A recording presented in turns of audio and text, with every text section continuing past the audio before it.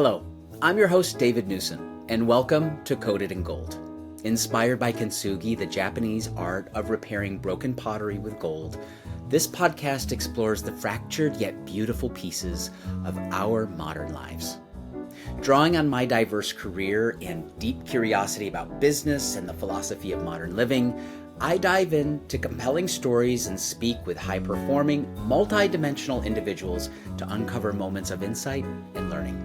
So, let's get started.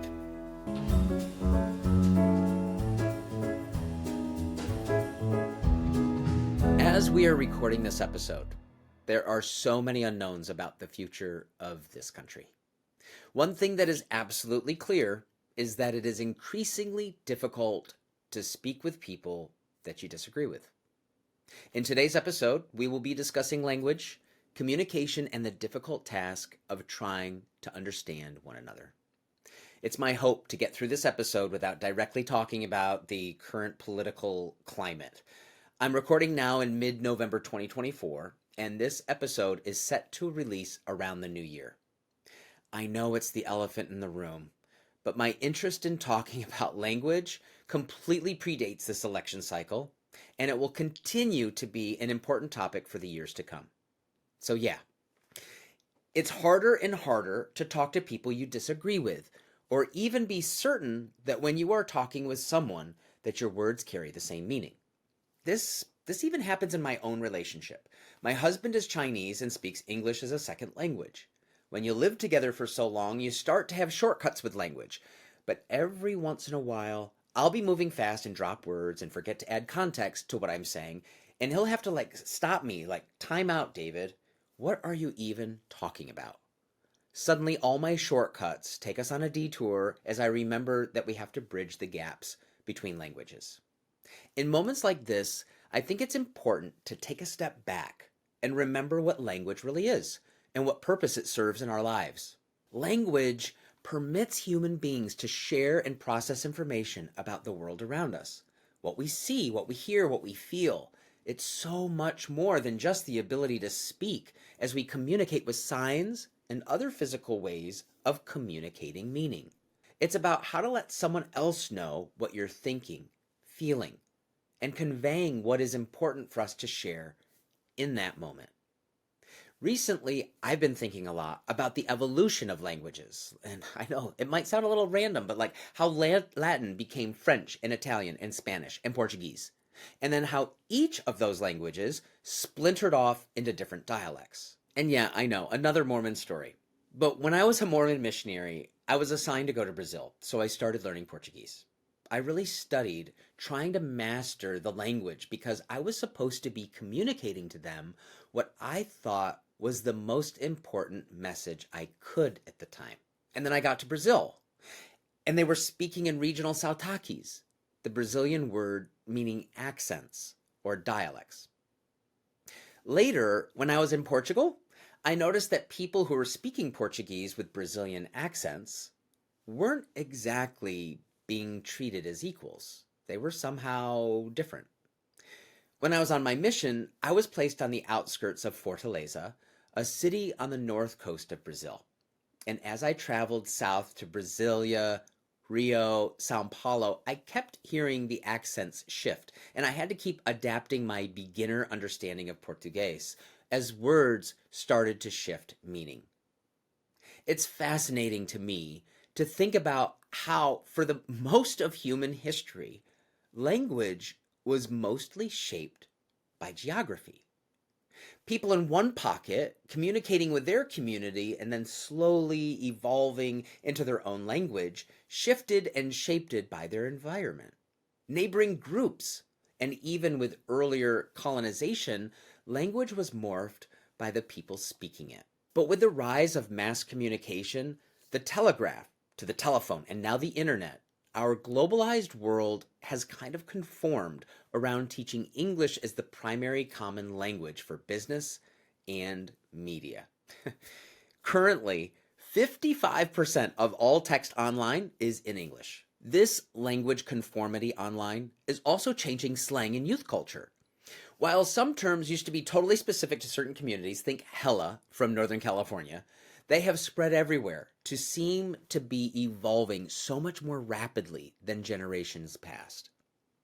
It can be incredibly hard for parents, teachers, even, like to catch up to what their kids are saying to one another. We've also seen the internet dispel regional communication in our political landscape, with media shaping so much of the world you interact with now.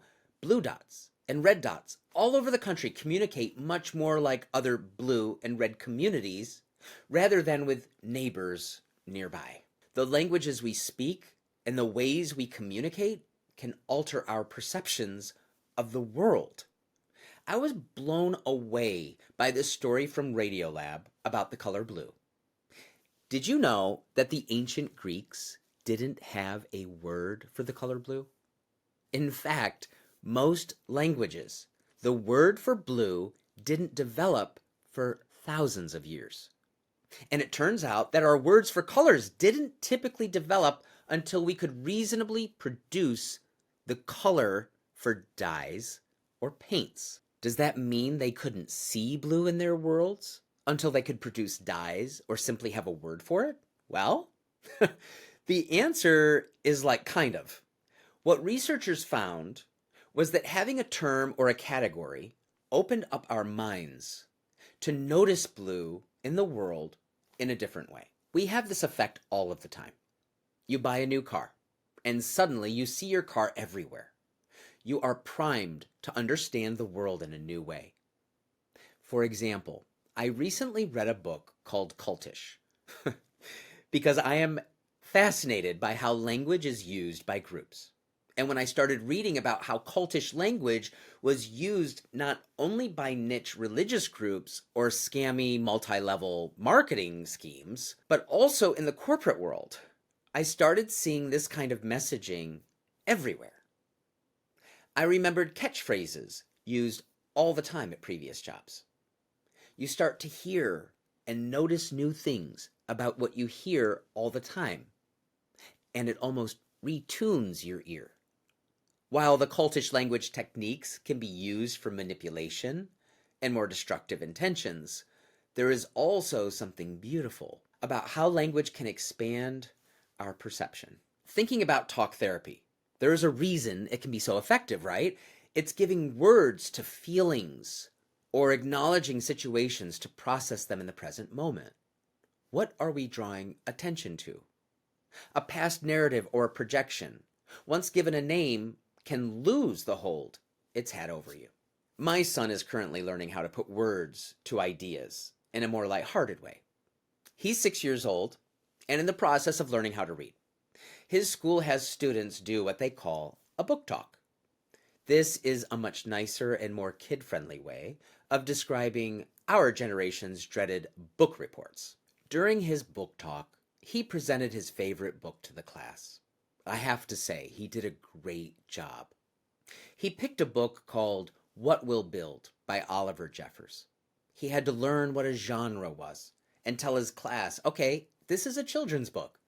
It's about a father and a daughter who use magical tools to build a house and invite in magical creatures and create fantastical inventions while creating memories together. It's a really beautiful book. So my son describes the whole thing, and I started to reflect on how your perception of what you consume changes once you have to stand up and present something. It forces you to understand your material on a completely different level. It changes how you internalize the meaning of what you read. I still use these skills when I present at marketing conferences. Presentations are never, ever easy, but it's become so much easier since my 20s because I have a much deeper understanding of my craft and I can be a little less scripted and a little more confident. That does not mean I don't still prepare. I am still bringing a new context to what I've been learning. I'm also still very much learning and shifting my ways of communication. Again, brought on by, raising my son. I love reading Dr. Seuss with him. And I know, I can hear it now.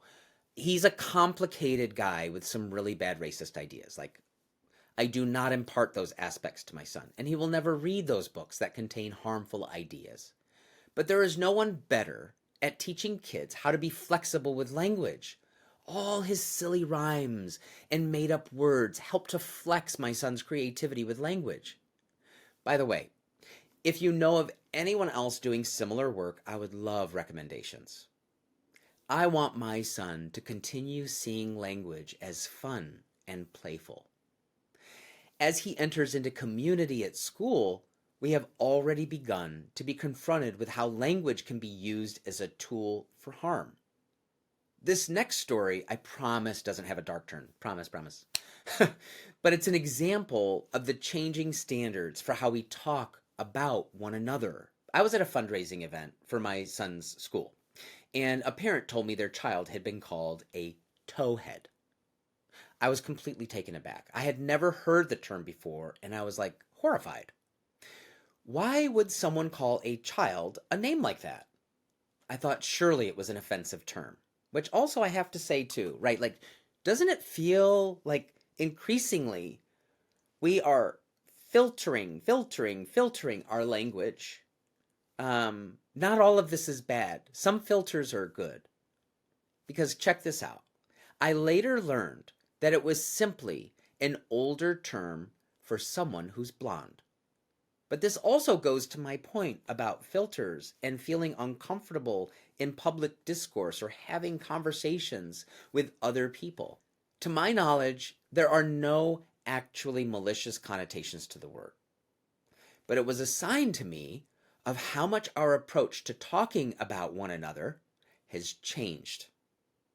It feels weird and wrong to me to call someone a term that's only about their appearance. I mean, we don't really call people four eyes anymore, do we? They are becoming relics of a bygone era. Our communication has adapted away from this even being useful. Speaking of adapting language, I could not get this far into a discussion on language and communication without touching on the idea of code switching. This is a term I learned somewhat recently, and even if you aren't familiar with the phrase, we all have definitely done this. So let's define what code switching is. Code switching is the practice of alternating between two or more languages or varieties of language in conversation to match the situation you're in. This can be conscious or unconscious, but we definitely all do it. Think about going into the office. You're a little less casual and more thoughtful when speaking with colleagues. You might even have a company culture that uses buzzwords or phrases. For example, Netflix's CEO Reed Hastings has publicized the Netflix Culture Memo and phrase documents in his book and online. These terms can get picked up in other organizations because CEOs are always watching and adapting their language to align with one another. A particular phrase, disagree and commit, was one that made its way into one of my former workplaces. The idea is that you can debate an idea or a strategy, but once a decision is made, you have to work the direction even if you still personally disagree. You can go home and tell your partner or friends about how much you dislike it or wish it was different, but when you show up at work, the expectation is that you will work with the system.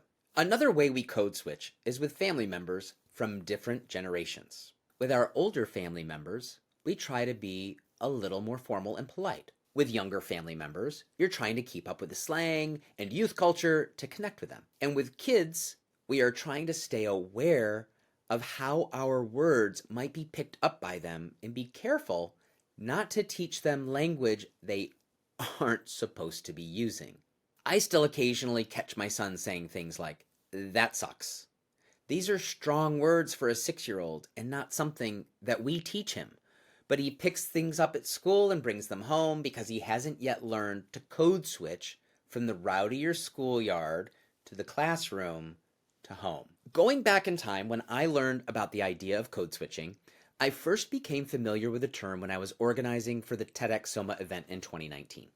One of our speakers was an incredible writer, Julian Delgado Lopeda. I hope to have them on a future episode of this podcast, so I'll just briefly discuss their work. Julian is a queer artist who moved to Florida from Colombia and quickly noticed that while they learned English and spoke the common combination dialect of Spanglish in their community, they ran into issues once they were in the education system. They spoke about the idea of perfect English that we are all expected to use, and that the further away you were from using perfect English, the more marginalized you became. Julian was teased by other kids and even reprimanded by adults for having an accent and not conforming to English as it is supposed to be. Julian also has the added identity of being a queer non-binary person. Code switching is also common in the LGBTQ plus community. And I want to be clear that code switching is a neutral thing. It makes sense that around other people of your community, using language and slang of that community makes you feel a sense of belonging. And it makes sense that using that language everywhere doesn't always fit. But it can be mentally very challenging to feel like you are constantly having to shift how you present yourself as you move through the world, and the more often you have to do it, for your mental or physical safety can take a toll. The issue of pronouns is one that I won't get into too deeply, because it is something deserving a much longer discussion with the people actually impacted by the way we talk about this. However, I do want to talk about the flexibility of language as it relates to gender. It used to be, once upon a time, that we would call everyone Mr. or Mrs., and these gendered honorifics were a standard part of language. In some places, they still are, but for many of us, it feels like an overly formal way to address someone, so it's become less common. The pronouns they, them are used all the time to refer to individuals and not groups, and have nothing to do with non-binary individuals. All the time you hear, oh, where's David? Oh, they're right there. Pronouns being a gendered thing also isn't standard across all languages. And it blew my mind when I actually learned this, because like I've mentioned it before, my husband is Chinese. So I've been trying to learn the language. The word for you is ta. The word for her is ta. The word for him is ta. It's all the same. It only changes when you start to talk about groups of people. You figure out who ta is referring to based on context, and everyone just sort of gets it. This is an issue that people like to overcomplicate, but in reality, our language is always fluid and evolving, and it's better to become more flexible in your understanding than browbeat others into your way of thinking. Okay. Moving on from this and back to learning new languages. As I mentioned, my husband is Chinese and moved to the UK and then to the US. And boy, was it hard for him to adapt to the English language, not once, but twice. English is a weird melting pot of a language, borrowing from French and German, and some words we've made our own, and some we just take whole cloth because they don't translate easily. One of my favorite examples of this is the term schadenfreude. But anyway, even though my husband is a fluent speaker and much stronger in English than I'll ever be in another language, he can still find moments where he needs me to back up and contextualize words that don't translate literally. I've also had this issue come up with my team that works in Poland. We are using technical language to describe the wealth management space and making sure that the context of what a word means to me versus the literal meaning can be challenging. In learning Chinese and Portuguese over the course of my life, I've heard that the way you really know you've really internalized it is when you start to dream in that language. Dreaming and thinking in a language means you're finally on the road to fluency. One of my strategists in Poland has said as much. He said, when I am thinking in Polish and just translating the words, they don't come out the way I want them to when I'm writing. It's not as smooth. He had to practice thinking in English to communicate the way he wanted to. Trying to be funny in another language is also incredibly difficult. In fact, don't try it unless you're sure. Jokes don't translate well across languages because so much of what's funny is that play with language that requires context and less literal thinking. This is why in movies and TV made for international audiences, there is so much physical humor. It is the thing that is universally funny across cultures and languages. Of course, translating isn't just a practice used across languages. As a marketer, my whole job is trying to figure out how to tailor my message to speak to the right audience. In the financial services industry, for example, jargon has run rampant, and people, quite frankly, are getting tired of it. Maybe they've been tired of it for a long time. Maybe it's advisors trying to prove their qualifications by using overcomplicated language. Maybe it's a fear of the risks of not being precise. Either way, the unintended consequence is that clients can't easily understand the jargon being used, and it can be off-putting for prospects who might want to use your services. I think people's tolerance of jargon is also just waning after the pandemic as we all found ourselves hungry for simple, straightforward information. No one has time for uncertainty or convoluted language. I know I don't. As a marketer, I am always trying to tailor a message to the right audience, even for the same products or services. The typical funnel looks like awareness, and people move from awareness into consideration, and then from consideration into conversion. And, consideration to conversion, meaning they make a purchase, they buy the product or thing or service. The conversion is like when someone that's thinking about buying something turns into actually being an owner. In marketing, you're going to speak very differently.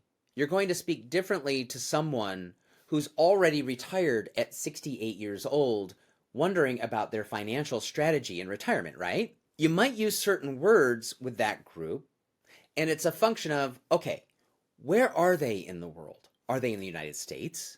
What part of the United States are they in? Are they in Southern California? Or are they in New Hampshire? The type of language that you use is going to be different in both of those. So geography matters. The biggest shift that I ever saw was when I went from Manhattan, New York City, to California. Californians talk different than New Yorkers, or Californians might say New Yorkers talk different than Californians. Even as I've moved to Oregon, the spread of culture across the West Coast feels more similar but still distinct. And it's not just a vibe in how people feel, it's a vibe in how people talk. We have to make sure that our messaging matches the target audience, but it also has to continue to match the firm that we're writing it for. You can't take the language that Wendy's uses and apply it to McDonald's, for example, right? It's not going to resonate with a target audience. It would actually be confusing. So you need to make sure who's the target audience that we want to attract or magnetize to us. Then, how do we move them from knowing who we are to uncovering an unmet need? What are they considering? And the consideration process can be very messy. So there's a report recently from Google that there's this messy middle area where people come in and out of this part of the funnel from awareness and consideration. And they're cycling around doing research and comparing similar items, and this can go on for a long time. As a marketer, we're trying all these different types of strategies and techniques, and we're applying them across time. We're also measuring and understanding what the signals that they're sending us are, so we know where they're at in the process. We may even go out and try to teach our language to a set audience. If you want to see a shift, you could teach people the difference between you and a competitor, or their lives before and after your product. You might be hearing this, but we really think this is what's on your mind, right? So now you've potentially uncovered something. This podcast has been a wide-ranging discussion. Honestly, I think we will probably return to this topic over and over again to explore each point with more depth. What I want to close today's conversation with is an open question, but a pressing one. How do we find common language? Is there something about language that keeps you up at night? I was on an airplane recently, and I sat next to a gentleman. He seemed like a nice guy, but as I was talking to him, he made a couple of comments where it was very clear to me what end of the political spectrum he was on. It was so fascinating that I picked up immediately on small, seemingly innocuous signals that let me know exactly what this man's political beliefs were. I'm sure he was able to make some assumptions about mine.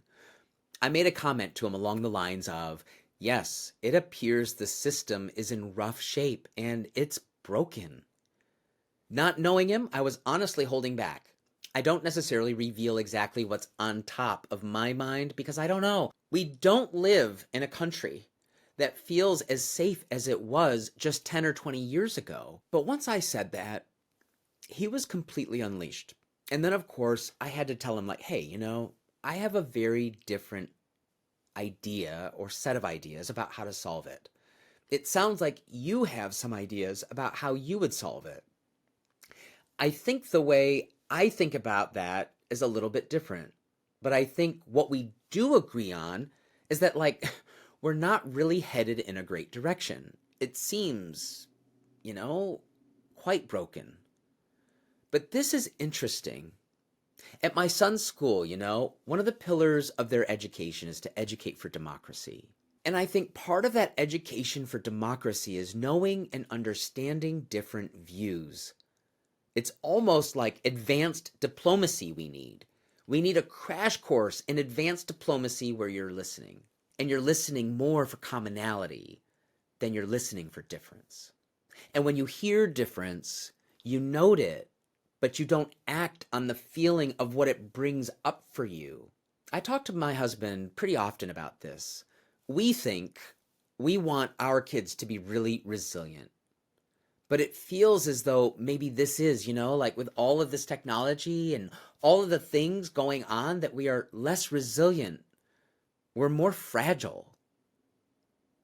We respond so strongly to someone else's view as an attack on ourselves and who we are, and almost like we take it as a mortal threat against our very existence when someone expresses a view. We're all, I think, like quite guilty of this. So then, how do we begin? That's the million-dollar question.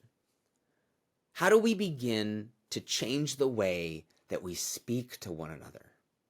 To slowly signal that we are more alike than different in so many ways.